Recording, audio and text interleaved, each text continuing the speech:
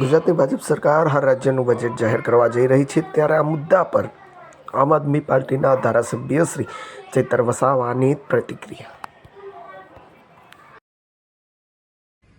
આજે ગુજરાતના મુખ્યમંત્રી ભૂપેન્દ્રભાઈ પટેલ અને નાણામંત્રી કનુભાઈ દેસાઈ દ્વારા 2025-26નું નાણાકીય બજેટ વિધાનસભા ગૃહમાં રજૂ કરવા જઈ રહ્યું છે, ત્યારે આ બજેટ અમે આશા રાખીએ છીએ કે આ બજેટ પુરાતનવાળું અને આંકડા માયાજાળથી વિહીન હશે અને આ બજેટમાં જે રીતે ભારતીય જનતા પાર્ટીએ દિલ્હી, મહારાષ્ટ્ર, રાજસ્થાન અને મધ્યપ્રદેશ જેવા રાજ્યોમાં જે મહિલાઓને લાડલી દીકરી યોજના હોય કે મહિલા સન્માન રાશિના રૂપે 2,500 રૂપિયા આપવાની પહેલ કરી છે, ગેસનો બાટલો 500 રૂપિયામાં આપીને દર હોળી અને દિવાળી એક બાટલો મુક્ત આપવાની પહેલ કરી છે, યુવાનોને બેરોજગારી ભથ્થું આપવાની પહેલ કરી છે.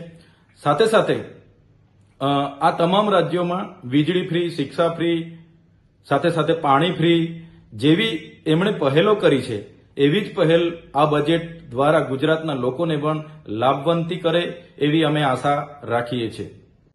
સાથે આ બજેટમાં ગુજરાતના ખેડૂતોને દિવસ દરમિયાન પૂરતી ખેતીવાડીની વીજળી મળે, જે પણ લોકોની જે પણ પ્રોજેક્ટોમાં એ નેશનલ હાઈવે હોય, નહેર હોય, હાઈ ટેન્શન લાઈનો હોય કે એક્સપ્રેસવે હોય, જેમાં પણ જમીનો ગઈ છે એમને યોગ્ય વળતર મળે. સાથે સાથે ખેડૂતોના જે ટેકાના ભાવ છે એને CCI દ્વારા ખરીદી કરવામાં આવે અને ટેકાના ભાવ સારા મળે એવી પણ અમને અપેક્ષા છે. ગુજરાતનો યુવા જે ગુજરાતની ધડકન છે, એ યુવાઓએ ભરતીઓની અનેક પરીક્ષાઓ આપી છે, એ પરીક્ષાઓની ભરતીઓ આજ દિન સુધી પેન્ડિંગ છે. એ તમામે તમામ ભરતી સત્વરે થઈ જાય. જે પણ કરાર આધારિત કર્મચારીઓ છે એમને પણ સરકારી ધોરણે જે પણ લાભો નથી મળી રહ્યા એમને પણ પૂરતા લાભો મળે એવી પણ આશા રાખીએ છીએ. મનરેગા યોજનામાં ગુજરાત સરકારના લઘુત્તમ વેતન ધારા પ્રમાણે 452 રૂપિયા દરેક વ્યક્તિને પર ડે મળે એ પણ અમે આશા રાખીએ છીએ. ગ્રામ્ય વિસ્તારોમાં પ્રધાનમંત્રી આવાસ યોજનામાં 1,20,000 માત્ર આપવામાં આવે છે, જેને વધાવીને 3,50,000 કરવામાં આવે એવી પણ અમને આ બજેટમાં આશા છે. સાથે આ બજેટમાં આદિવાસી વિસ્તારોમાં જે પણ GMDC, corridor, national highway, expressway કે મોટા મોટા ડેમોના નામે લોકોને વિસ્થાપિત કરવામાં આવ્યા છે, એનું વળતર પણ આજે મળ્યું નથી, તો એ વળતર પણ આ બજેટમાં આપવાની જોગવાઈ હશે એવી આશા રાખીએ છીએ.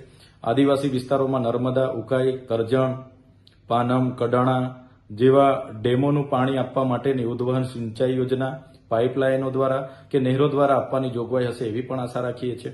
આદિવાસી વિસ્તારોમાં શિક્ષકોની ઘટ છે, શાળાઓના ઓરડા નથી, આંગણવાડીઓ નથી, બાળકો કુપોષણથી પીડાય છે અને ડોક્ટરો નથી, સાધનો નથી, ઘણી જગ્યાએ રોડ રસ્તા નથી, જેના કારણે અમારી મા દીકરીઓ રસ્તે પ્રસૂતિ દ્વારા મા દીકરીઓને મરણ થાય છે, તે પણ અટકાવવામાં આવ્યું હશે આ બજેટમાં એવું અમને આશા છે. સાથે સાથે અમારા વિદ્યાર્થીઓની જે પોસ્ટ મેટ્રિક શિષ્યવૃત્તિની યોજના હતી જે બંધ કરવામાં આવી, પુનઃ ચાલુ કરવાની જોગવાઈ આ બજેટમાં કરવામાં આવી હશે એવી પણ અમને આશાઓ છે. હવે જે ટ્રાઇબલ સપ્લાન આદિવાસી વિસ્તારોમાં છે એમના દ્વારા પ્રભારી મંત્રીઓ અમલીકરણોને સાથે રાખીને એમની એજન્સીઓ, NGO અને કોન્ટ્રાક્ટરોને લાભ કરાવવા માટે જે કરોડોના ભ્રષ્ટાચાર કરે છે તે આ બજેટ દ્વારા અટકાવવામાં આવ્યા હશે એવી અમે આશા રાખીએ છીએ. જો આમ કરવામાં ન આવ્યું હશે તો ચોક્કસ આ બજેટ પુરાતનવાળું હશે અને આંકડાની માયાજાળ હશે એવું અમે સ્પષ્ટ માનીએ છીએ.